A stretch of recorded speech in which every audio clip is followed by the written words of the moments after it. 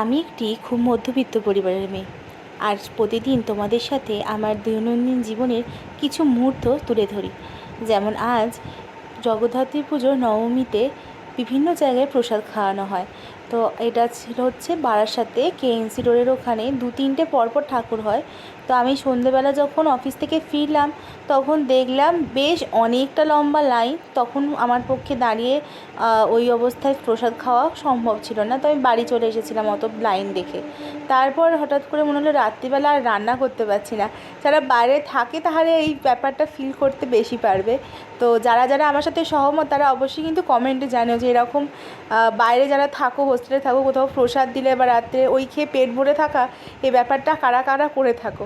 তো আমি সেই জন্যই বেরালাম একটুখানি, কারণ সকালবেলা টিফিন নিয়ে যাওয়ার কিছু জিনিসও কিনতে হতো, তাই জন্য বেরিয়েছিলাম। তখন গিয়ে দেখলাম যে লাইনটা যথেষ্ট ছোট হয়ে এসছে।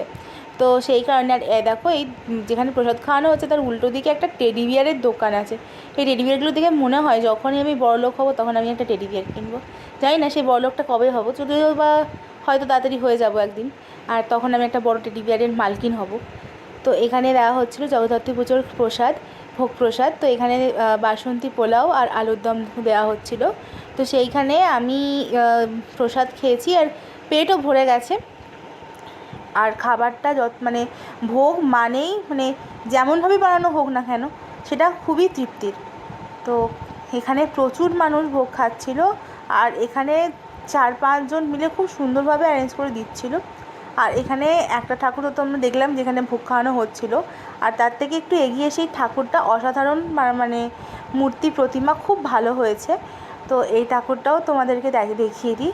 দেখো মায়ের রূপ, মায়ের তেজ, মায়ের জ্যোতি যেন কি ভালো লাগছিল। তো আজকের দিনটা এইভাবেই কাটানো হলো। কালকে সকালবেলা আছে অফিস, কালকে কাজের চাপও যথেষ্ট রয়েছে, কিন্তু তা সত্ত্বেও দিনগুলো যেমনই যাক না কেন সেটা চেষ্টা করব সবসময় যেন ভালোই থাকতে পারি, আর তোমাদের সাথে ভালো ভালো মুহূর্ত তুলে ধরতে পারি। আজকের মতো টাটা।